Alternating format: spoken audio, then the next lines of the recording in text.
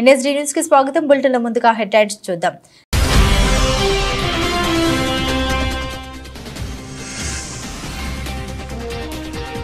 సబ్బవరం మండల కేంద్రంలో తల్లిపాల వారోత్సవ కార్యక్రమాలు ర్యాలీ నిర్వహించి అవగాహన కల్పించిన సిడిపిఓ లలిత కుమారి.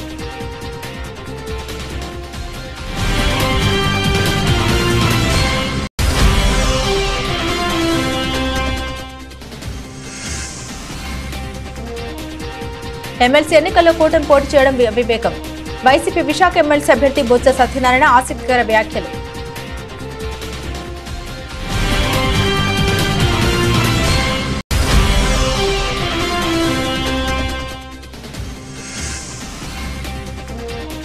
విజయవాడ గాంధీజీ మున్సిపల్ కళాశాలలో బీజేపీ ఆధ్వర్యంలో చేనేత వస్త్రధారణ పోటీలు. గెలుపొందిన వారికి బహుమతులు అందజేత.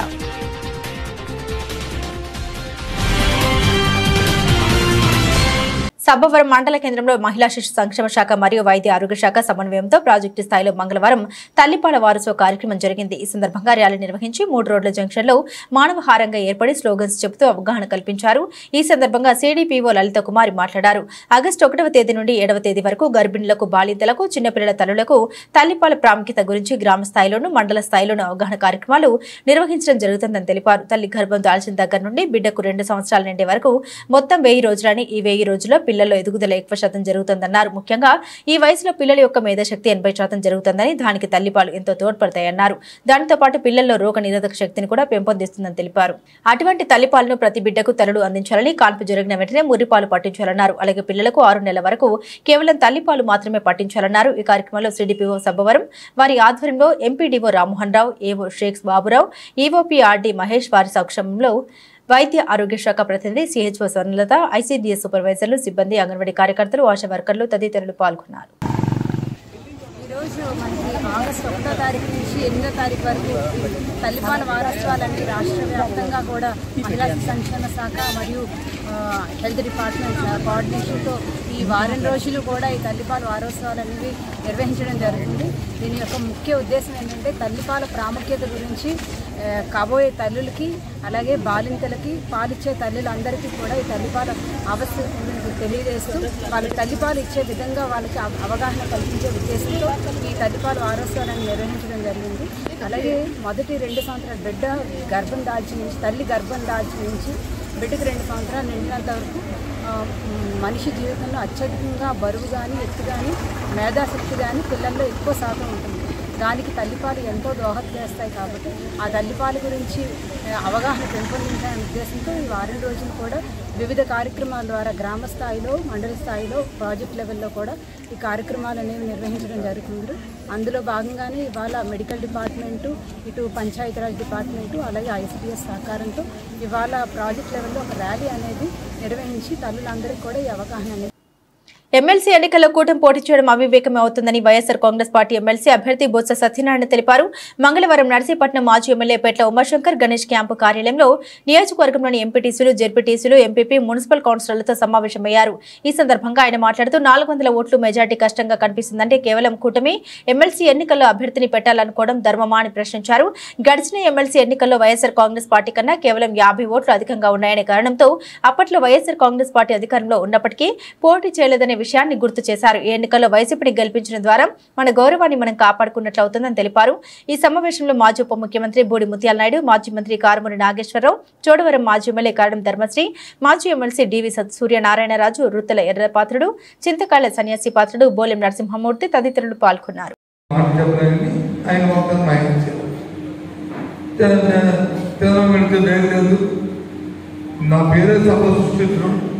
నేను సంపద సృష్టిస్తానని బాధలపై మాత్రం ఉంది, లేదా అక్షయ పాత్ర ఉంది, నేను చేస్తానని చెప్పాడు. అప్పుడే 60 రోజులు అయింది, చేతి తీశాడు. అమ్మవారు అన్నాడు, ఇవన్నీ మా అప్పులు పాలైపోయింది, ఇది అయిపోయింది, అప్పులు పాలైపోయింది నాకు తెలియదు. అప్పులే 42 ఓట్లు ఉన్నాయండి. ఎంపీటీసీ కానీ, జడ్పీటీసీ కానీ, మున్సిపల్ కౌన్సిలర్లు కానీ అందరూ కలిసి. అదే తెలుగుదేశం పార్టీ వచ్చి 26 ఉన్నాయండి. అందులో మొన్నటి 2 ఇటు చోట వెళ్ళారంటే వాళ్ళు కలుపుకొని 26 విషయాన్ని చెప్పారు. సరే 26 పోతారు కానీ మన 42 మంది మరి జగన్మోహన్ రెడ్డి మాట నిలబెట్టి మన పార్టీని వాళ్ళకి ఆలోచన పెట్టుకుని ఒక మాట మీద మనం ఉండాలని కోరడానికే ఇక్కడ నా పెద్దలందరూ కూడా ఇక్కడ వచ్చాను. నేను వచ్చిన నాయుడు వచ్చిన ధర్మశ్రీ వచ్చిన నాగేశ్వరం వచ్చిన ఇక్కడ వచ్చిన రాజుగారు అందరూ వచ్చిన మీతో కలిసిమెలిసి కూర్చొని ఈ విషయాలు చర్చించాలని వచ్చాను. ఎందుకంటే మనం తెలిసి చూసాం మన ఎన్నికల్లో మొన్న యాక్చువల్గా ఏమనుకున్నామంటే ఎన్నికలు అయ్యేవి సంక్రాంతి వరకు 4 నెలలు 5 నెలలు కనుక ధరని ఎందుకంటే ప్రజలను గెలిపించారు కదా. ప్రజల ఆశతో ఏదో ఒక దీంతో ప్రభుత్వంలో ఆశతోనో వాళ్ళ మాటలను గెలిపించారు. మనం ఎందుకులే 4 నెలలు పోతే ప్రజలే తెలుసుకుంటారు అనే ఉద్దేశంతో మేము పెద్దలందరూ ఉన్నాం. అయినా ఎందుకు వచ్చింది కాబట్టి మన ఎన్నికల్లో ప్రజాస్వామ్యబద్ధంగా మనం ప్రజాస్వామ్యం నిలబెట్టుకోవాలి కాబట్టి వాళ్ళు వచ్చి మాట్లాడుతున్నాం. ఎందుకంటే ఎన్నికల్లో మన జగన్మోహన్ రెడ్డి గారికి చంద్రబాబు నాయుడు గారికి ఒక తేడా ఉంది. జగన్మోహన్ రెడ్డి గారికి మాట ఇస్తే మాటని అమ్మో అది చేయలేకపోతే మళ్ళీ ఏమనుకుంటారేటో మనం మాట్లాడిపోతామేటో తత్వం ఉన్న వ్యక్తి జగన్మోహన్ రెడ్డి.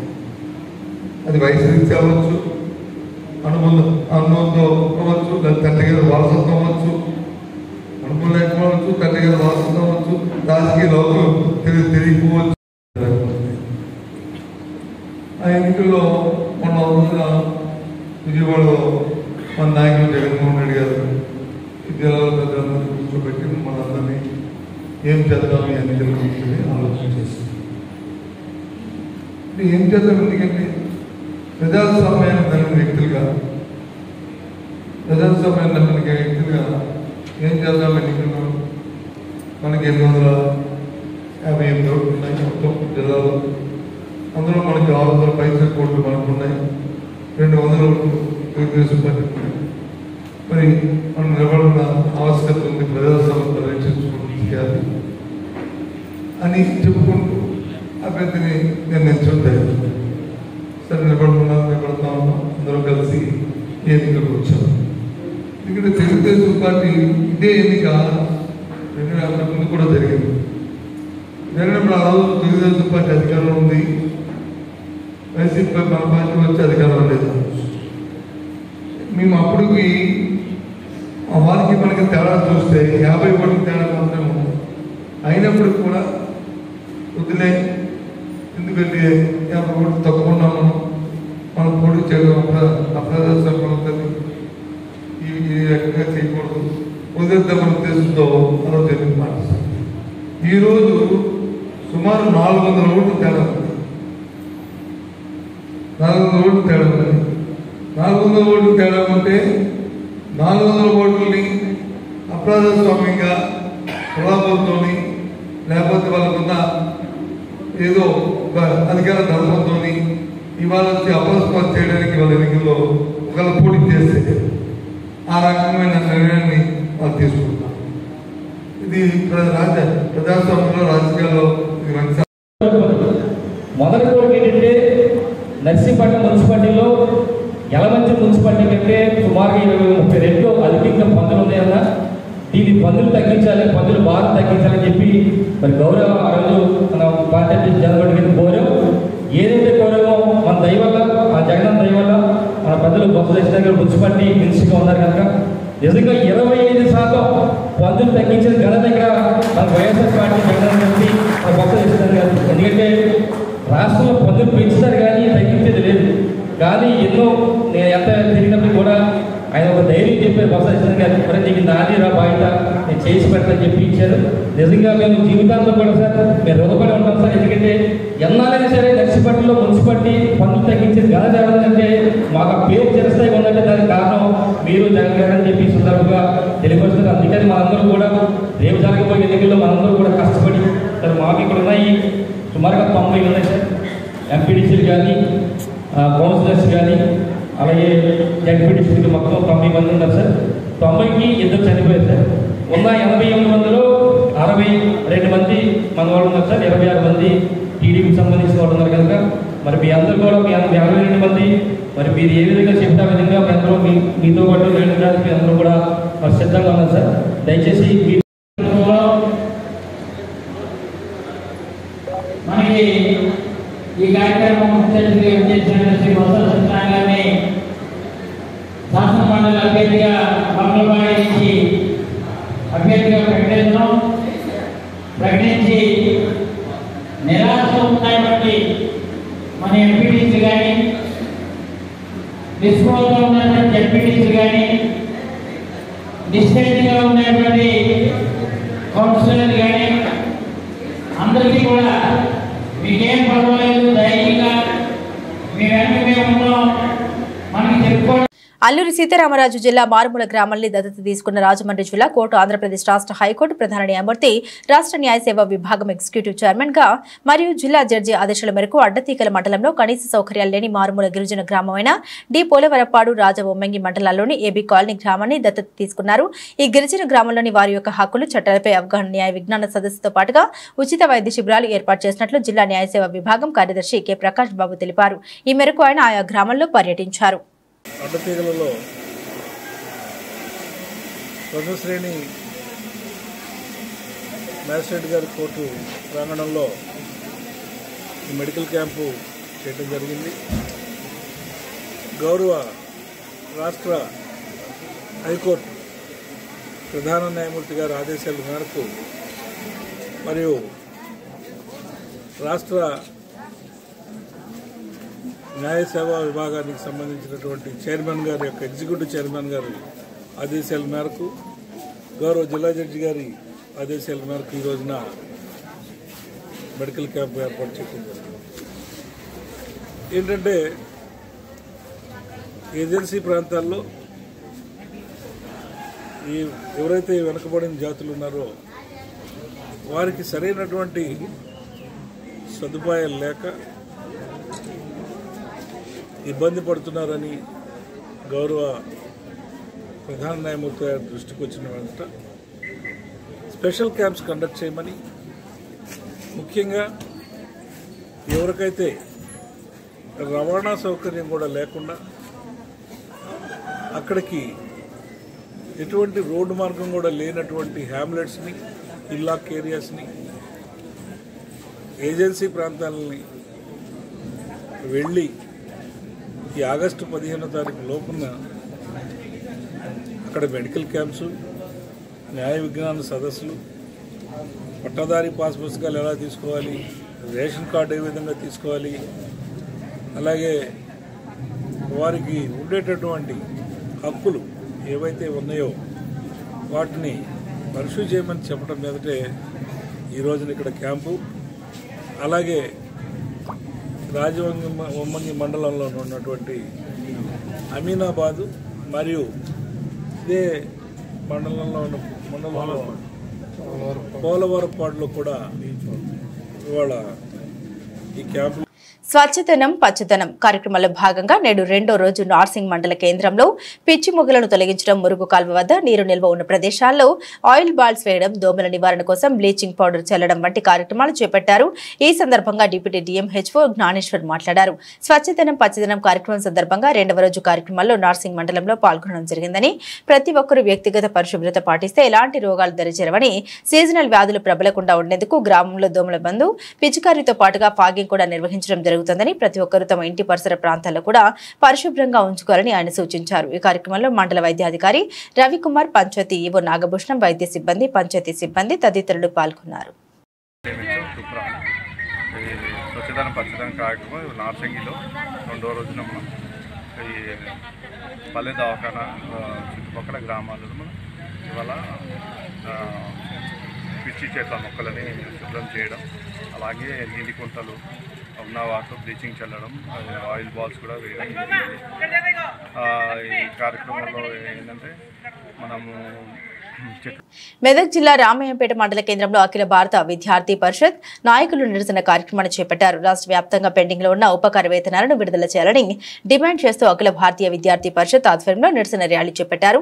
కాంగ్రెస్ మీటింగ్ స్థానిక బస్టాండ్ వద్ద రాస్తారోకో చేపట్టారు. సుమారు అర్ధగంట పాటు విద్యార్థులు ప్రభుత్వానికి వ్యతిరేకంగా నినాదాలు చేస్తూ రాస్తారోకో చేపట్టారు. వెంటనే స్పందించిన పోలీసులు సంఘటన స్థలానికి చేరుకుని ఆందోళనకారుల్ని బలవంతంగా అరెస్టు చేసి స్టేషన్ కు తరలించారు. ఈ సందర్భంగా ఏబీవీపీ నాయకులు మాట్లాడారు. తెలంగాణ ముఖ్యమంత్రి రేవంత్ రెడ్డి విద్యార్థుల విద్యార్థుల పట్ల సవతితల్లి ప్రేమ చూపిస్తున్నారని విమర్శించారు.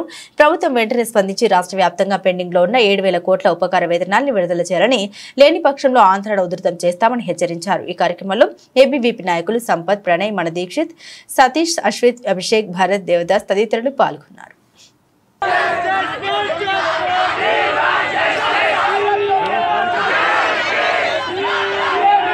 ఈరోజు అఖిల భారతీయ విద్యార్థి పరిషత్ రామాయంపేట శాఖ ఆధ్వర్యంలో ధర్నా కార్యక్రమం నిర్వహించడం జరుగుతుంది. ఎందుకంటే తెలంగాణ రాష్ట్రంలో చూసుకున్నట్లయితే ఇంతవరకు విద్యార్థులకి స్కాలర్షిప్ చేయకపోవడం సిగ్గుచేటు. గత ప్రభుత్వం విద్యార్థులపైన ఎలాంటి మొండి వైఖరి అయితే చూపించిందో ఇప్పుడున్న రేవంత్ రెడ్డి ప్రభుత్వం కూడా విద్యార్థులపైన అదే మొండి వైఖరి చూపిస్తుంది. దీన్ని మాత్రం అఖిల భారతీయ విద్యార్థి పరిషత్ తీవ్రంగా ఖండిస్తోంది. వెంటనే విద్యార్థులకు పెండింగ్ ఉన్నటువంటి స్కాలర్షిప్లను విడుదల చేయాలి. విద్యార్థులపైన సవతితల్లి ప్రేమ చూపిస్తున్నటువంటి రేవంత్ రెడ్డి గుర్తుపెట్టుకో, విద్యార్థులకు వచ్చే స్కాలర్షిప్ మా భిక్ష కాదు, మా హక్కు అని చెప్పేసి అఖిల భారతీయ విద్యార్థి పరిషత్ తెలియజేస్తుంది. వెంటనే విద్యార్థులకు స్కాలర్షిప్ విడుదల చేయకపోతే నీ రాష్ట్ర వ్యాప్తంగా నిన్ను ఉద్యమాలు చేసినా సరే, నిన్ను గద్దె తిప్పైనా సరే మా విద్యార్థులకు స్కాలర్షిప్లు అనేది విడుదల చేసుకుంటాం. జై హింద్, జై భారత్.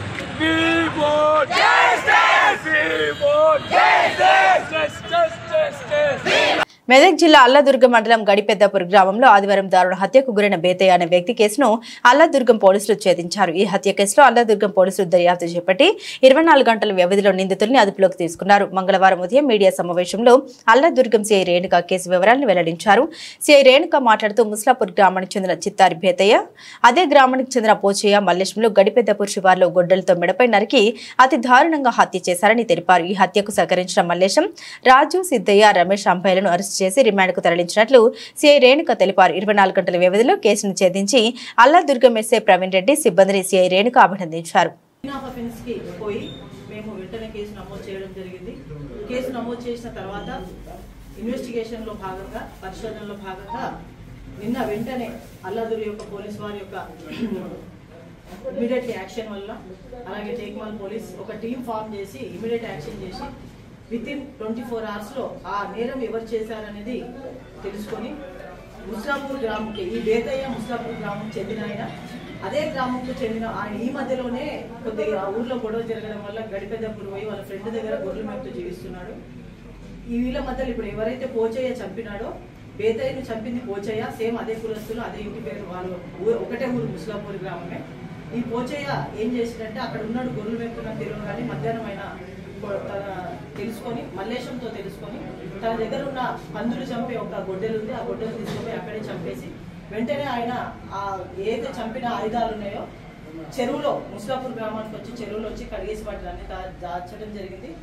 పటాన్చెరు పట్టణంలోని బస్టాప్ లో నిన్న సాయంత్రం 2 చిన్న పిల్లల్ని వదిలి వెళ్లిపోయిన గుర్తు తెలియని వ్యక్తులు, ఒక బాబు, పాప మాటలు కూడా సరిగా రాని ఈ పిల్లల ఆచూకీ కోసం ఎదురు చూసిన స్వీపర్ ఎవరు రాకపోవడంతో అక్కున చేర్చుకుని పిల్లల్ని తన దగ్గర ఉంచుకుంది. విషయం తెలిసిన మీడియా పోలీసులకు సమాచారం ఇచ్చి పిల్లల తల్లిదండ్రుల ఆచూకీ కోసం అప్పచెప్పింది. పోలీసులు ఐసీడీఎస్ అధికారులను సంప్రదించి వారికి పిల్లల్ని అప్పగించేందుకు చర్యలు చేపట్టారు. ఈ పిల్లలను గుర్తించిన వారు పటాన్చెరు పోలీస్ స్టేషన్ కు సమాచారం అందించండి. సమయంలో నాకు బీఆర్కే తీసుకొచ్చి ఇచ్చిన సమాచారం ప్రకారం బస్ స్టాండ్లో ఒక 1.5 year బాబు మరియు ఒక 7 to 8 months పాప అపాయింట్మెంట్గా ఉన్నారని చెప్పి తెలిసింది. మా బీడ్ కార్డు పంపించి విచారించగా వాళ్ళ తల్లిదండ్రులు ఎవరో గుర్తు తెలియని వ్యక్తులు నిన్ననే బస్ స్టాండ్లో వాళ్ళని వదిలేసినట్టుగా వాళ్ళని గమనించి బస్ స్టాండ్లో పనిచేసే ఆయామలు వాళ్ళను రాత్రి వాళ్ళ కస్టడీలో పెట్టుకొని తల్లిదండ్రుల గురించి విచారించగా ఏ సమాచారం తెలియకపోగా ఆ సమాచారం మాకు తెలిసిన తర్వాత మేము పిల్లల్ని పోలీస్ స్టేషన్ తీసుకొచ్చి విచారణ చేసి వాళ్ళ తల్లిదండ్రుల గురించి వెతకడం జరుగుతుంది. ప్లస్ ఈ పిల్లల్ని కూడా సిడబ్ల్యూసీకి హ్యాండ్ ఓవర్ చేయడం జరుగుతుంది. మీటీవీ న్యూస్ కి స్వాగతం. సూర్యాపేట మండలంలో జాటో తండాకు చెందిన వికలాంగురాలైన రమాదేవిని దారుణంగా హత్య చేసిన వ్యక్తులను వెంటనే ఎన్కౌంటర్ చేయాలని భారత వికలాంగుల హక్కుల పరిరక్షణ సమితి రాష్ట్ర అధ్యక్షులు గిద్దె రాజేష్ డిమాండ్ చేశారు. మంగళవారం చివ్వెంల మండలం గుంపంల గ్రామంలో హత్యకు గురైన రమాదేవి మృతి పట్ల ఆవేదన వ్యక్తం చేసి సంఘం నేతలతో కలిసి ఆమె ఆత్మకు శాంతి చేకూరాలని 2 నిమిషాల పాటు మౌనం పాటించారు. అనంతరం భారత వికలాంగుల హక్కుల పరిరక్షణ సమితి రాష్ట్ర అధ్యక్షులు గిద్దె రాజేష్ మాట్లాడారు.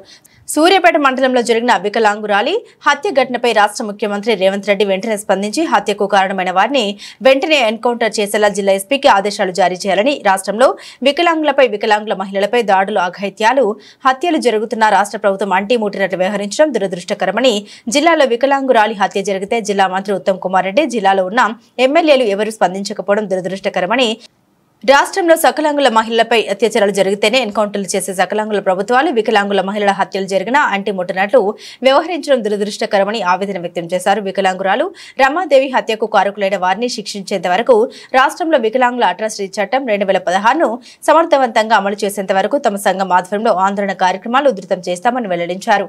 ఈ కార్యక్రమంలో సంఘం రాష్ట్ర ఉపాధ్యక్షులు కొల్లూరు ఈదయ్య బాబు, జిల్లా కార్యవర్గ సభ్యుడు గుగుల శేఖర్ రెడ్డి, జిల్లా సీనియర్ నాయకుడు వడ్డేపల్లి విజయ్ కుమార్, సంఘం జిల్లా యువజన విభాగం నాయకుడు గుంటూరు శివకుమార్, జిల్లా నాయకుడు మంచాల వెంకన్న తదితరులు పాల్గొన్నారు.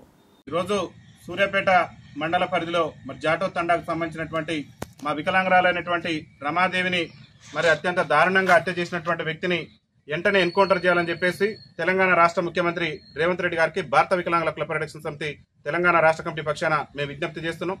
తెలంగాణ రాష్ట్రంలో వికలాంగుల మహిళల మీద రోజు రోజుకు అత్యాచారాలు, అఘాయిత్యాలు పెరిగిపోతుంటే నేటి వరకు కూడా ప్రభుత్వం అనేటటువంటిది అంటిముట్టినట్లు వ్యవహరించడం అనేటటువంటిది ఒక దురదృష్టకరం. ఇక్కడ ఒక వికలాంగురాలు హత్య జరిగితే నేటి వరకు కూడా హత్యకు సంబంధించినటువంటి వ్యక్తి మీద కఠినమైనటువంటి చర్యలు తీసుకునే విధంగా, ఎందుకంటే ఒక వికలాంగురాలని హత్య చేయడం అంటే అంతకంటే దారుణం ఇంకోటి లేదు.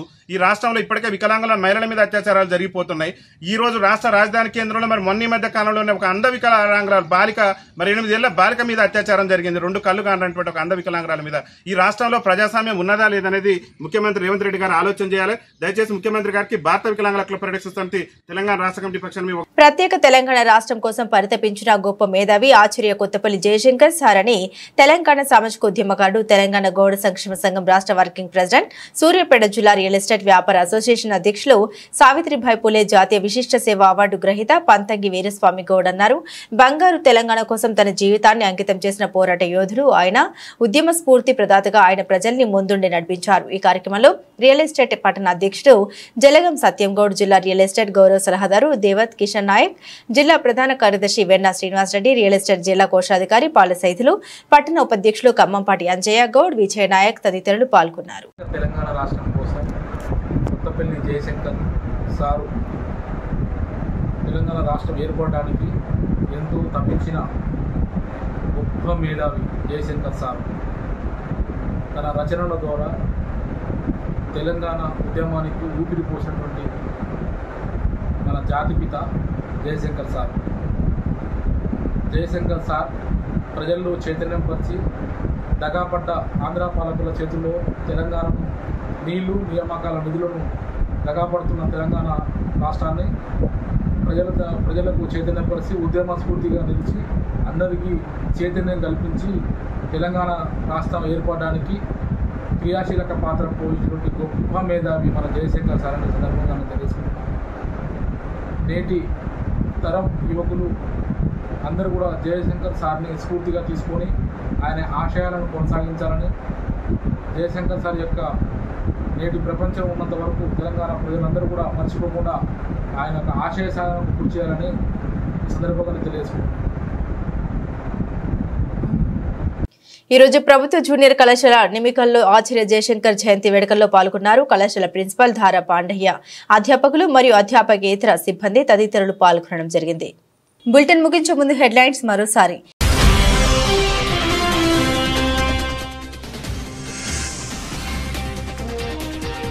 సబ్బవరం మండల కేంద్రంలో తల్లిపాల వారోత్సవ కార్యక్రమాలు, ర్యాలీ నిర్వహించి అవగాహన కల్పించిన సిడిపిఓ లలితా కుమారి.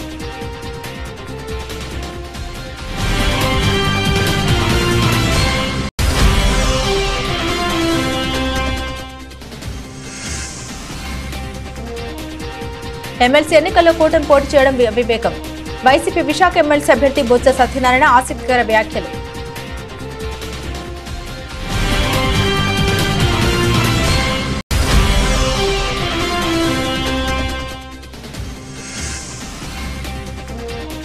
విజయవాడ గాంధీజీ మున్సిపల్ కళాశాలలో బీజేపీ ఆధ్వర్యంలో చేనేత వస్త్రధారణ పోటీలు, గెలుపొందిన వారికి బహుమతులు అందజేత.